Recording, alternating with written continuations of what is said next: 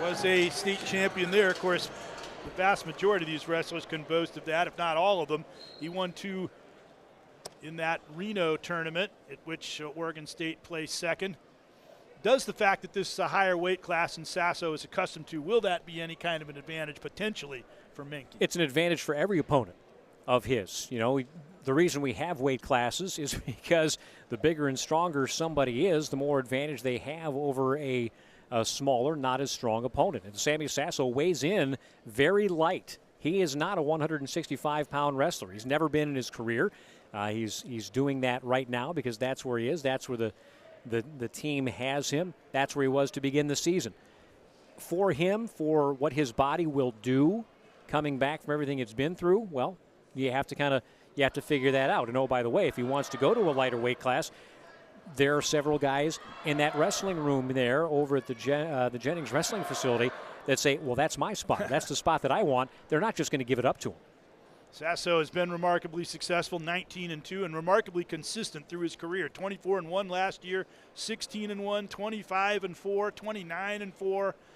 Just tremendous throughout his entire career. In his first full year with the Buckeyes, he was second in the NCAA, a 4-time All-American, the 9th wrestler in program history to accomplish that. So far, still no score, and feeling out process continuing here. Well, stylistically for Sasso, he's never been a guy, even at lower weight classes, with a lot of horsepower. He's an excellent counter wrestler, so tough to score on, scores off opponent shots a lot, and that becomes a lot more difficult when you're dealing with an opponent who is bigger and stronger than you are. So you've not seen quite as many wide open wins for Sasso this year as you've seen in the past, and that stands to reason. Menke was a state champ in Colorado at the 160 weight class. He placed all 4 years, 3rd, 4th, and 6th in the other years in Colorado. Trying to get in for the shot. Didn't really get a clear shot at Sasso, but he's holding on to that right ankle. Well, again, this is where Sammy is so good. Oftentimes it seemed like he'd give his legs away to get into these types of situations to score on his defense. And now he's got the arm pinned to the side. He's trying to scoot out from underneath and turn it into a takedown with possible near fall. Got a little high there for a moment it looked, but. Well, and again, that's where the size and horsepower makes a lot of difference. If you're wrestling somebody your own size, Sasso may well have turned that into potentially a 7-point move. Potentially dangerous call. And Menke, for his part, he understands that. He knows he's the bigger man in terms of size in this match, and he's using that to his advantage. Well, you can just look at the two, and you can see that there is a bit of that advantage that exists. Perhaps not a prohibitive one, but enough to perhaps make some kind of difference as the final seconds running out here in this opening period. And it will end the same way it started, with no score on either side. And what can we gather from what we saw there in that opening period?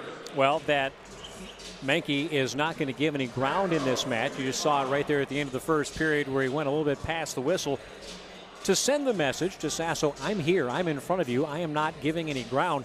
You're going to have to beat me. You're not winning this match just by stepping on the mat.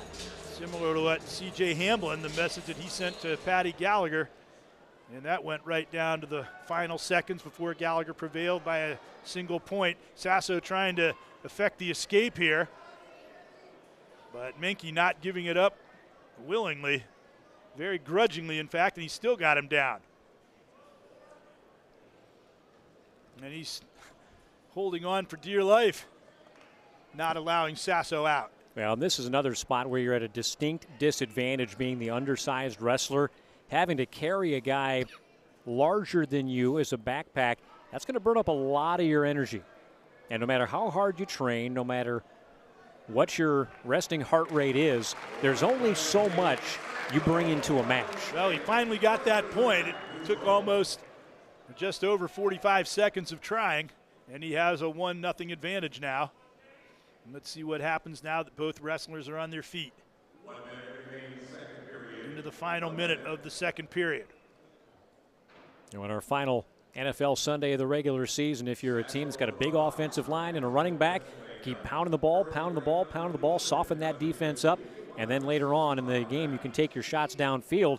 Now it's akin to being the bigger wrestler in a match. Yeah, you might have some success earlier, but as the match goes on, the size tends to become more and more of a factor.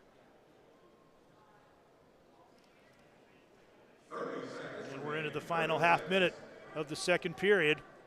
And the wrestlers still playing somewhat of a waiting game here. And we may well go into the third period with as close a score as you can have.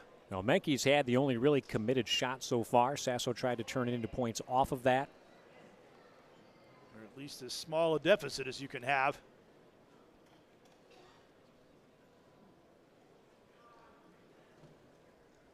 And that's going to do it for the second period.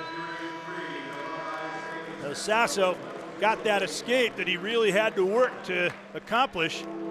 Is the difference in the match right now. But now here is maybe Menke might feel that he has that advantage that we've been talking about with the additional weight, that he might be able to push the envelope a little more. Yeah, this decision to go neutral I think is a smart one for Menke. Sasso very, very good on top.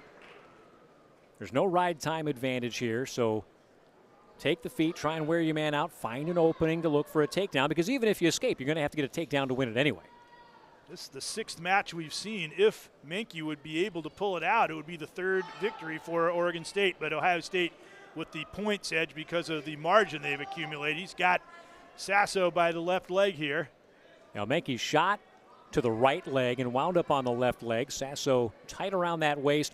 This is a position Sasso's comfortable in, but Menke is probably feeling some points right now. He just has to keep the action going, wants to overhook that ankle there.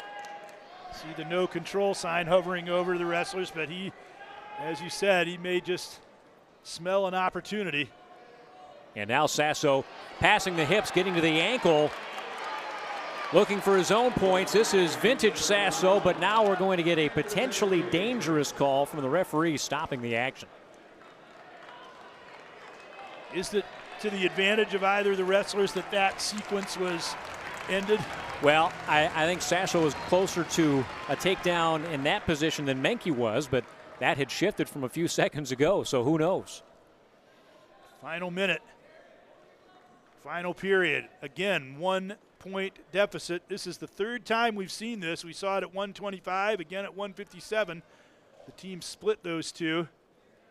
Sammy Sasso, 99 career wins coming into tonight. Now he goes for the double shot. Sasso holds him out. He knows he needs that takedown to try to pull this match out in the waning seconds. Well, now Sasso's got that knee toward the head. He loves a cradle in this situation, but he doesn't need it.